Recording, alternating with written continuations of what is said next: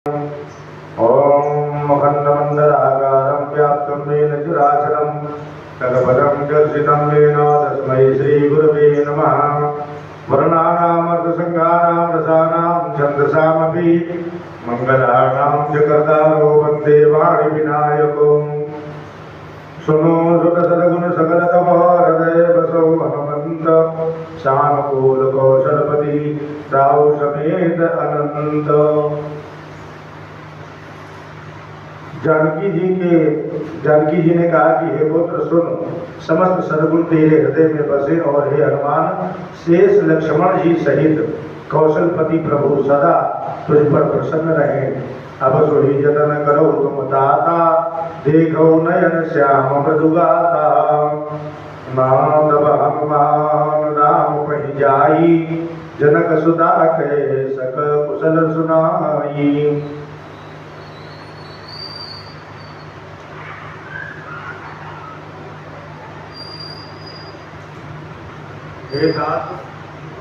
हे तात अब तुम वही उपाय करो जिससे मैं इन नेत्रों से प्रभु के कोमल श्याम शरीर के दर्शन करूं। तब श्री रामचंद्र जी के पास जाकर हनुमान जी ने जानकी जी का कुशल समाचार सुनाया। सुनि संदेश भानुकुल भूषण, बोल लिए जुबराज विभीषण। मारुत सुत के संग सिधावो, सादर जटक सुत ले आवो। सूर्य कुलभूषण श्री राम जी ने संदेश सुनकर युवराज अंगद और विभीषण को बुला लिया और कहा, पवन पुत्र हनुमान के साथ जाओ और जानकी को आदर के साथ ले आओ। तुरंत ही सकल गए जहाँ सीता, से वही सब निशिचरी विनीता। बेग विभीषण तिन ही सिखायो, तिन बहु विधि मज्जन करवायो। वे सब तुरंत ही वहाँ गए जहाँ सीता जी थी। सबकी सब राक्षसियां नम्रता पूर्वक उनकी सेवा कर रही थी। विभीषण जी ने शीघ्र ही उन लोगों को समझा दिया। उन्होंने बहुत प्रकार से श्री सीता जी को स्नान कराया, बहु प्रकार भूषण पहिराए, शिविका रुचि सारी को दिलाए। तापर हर्ष चढ़ी वैदेही, सुमिरि राम सुख धाम सनेही।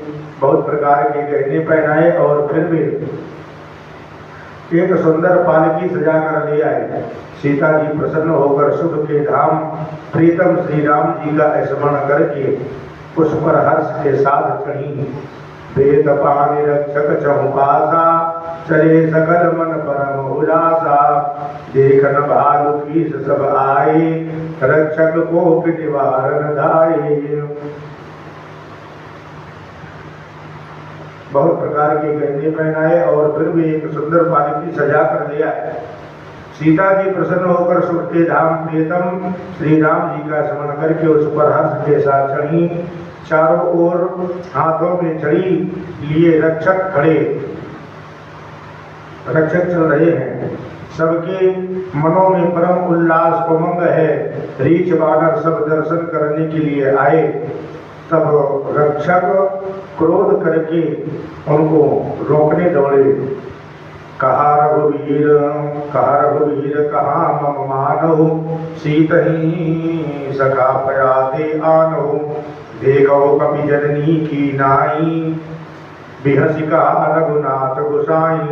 श्री रघुवीर ने कहा कि हे मित्र, मेरा कहना मानो और सीता जी को पैदल ले आओ, जिससे बानर उसको माता की तरह देखें। गोसाई श्री राम जी ने हंसकर ऐसा कहा। सुनि प्रभु वचन भालु कपि हर्षे, नभते सुरन सुमन बहुबर से। सीता प्रथम अनल मोह राखी, प्रगट कीन जा अंतर साखी। प्रभु के वचन सुनकर रीछ बानर हर्षित हो गए। आकाश से देवताओं ने बहुत से फूल बरसाए। सीता जी के असली रूप को पहले अग्नि में रखा था, अब भीतर के साक्षी भगवान उनको प्रकट करना चाहते हैं। यही कारण करुणानिधि कहे कछुक दुर्बाद, सुनत जातु धानी सब लागी करे विषाद। इसी कारण करुणा के भंडार श्री राम जी ने लीला से कुछ कड़े वचन कहे, जिन्हें सुनकर सब राक्षसियां विषाद करने लगी। प्रभु के वचन से सधर सीता, बोली मन क्रम वचन पुनीता। लक्ष्मण हो धर्म के नेगी, पावक प्रकट करो तुम बेगी। प्रभु के वचनों को सिर चढ़ाकर मन वचन और कर्म से पवित्र श्री सीता जी बोली, हे लक्ष्मण, तुम मेरे धर्म के नेगी अर्थात धर्माचरण में सहायक बनो और तुरंत आग तैयार करो। सुनि लक्ष्मण सीता के बानी, विनय विवेक धर्म निशानी। लोचन सजल जोरी कर दो, प्रभु सन कछु कहि सकत नौ। श्री सीता जी की विनय विवेक धर्म और नीति से सनी हुई वाणी सुनकर श्री लक्ष्मण जी के नेत्रों में विषाद के आंसुओं का जल भर आया। वे दोनों हाथ जोड़े खड़े रहे, वे भी प्रभु से कुछ कह नहीं सकते। देहि राम रूप लक्ष्मण धाये, पावक पावक प्रकट काठ बहु लाए। पावक प्रबल देहि भय देहि, हृदय हरस नहीं भय कछु देहि। जो मन बच क्रम ममौर माही, तज रघुवीर आन गति नाही। जो तो कृषान सबके गति जाना, मोह हो श्री कंद समाना। फिर राम जी के रूप को देखकर लक्ष्मण जी दौड़े और आग तैयार करके बहुत सी लकड़ी ले आए। अग्नि को खूब बढ़ी हुई देखकर जानकी जी के हृदय में हर्ष हुआ, उन्हें भय कुछ भी नहीं हुआ।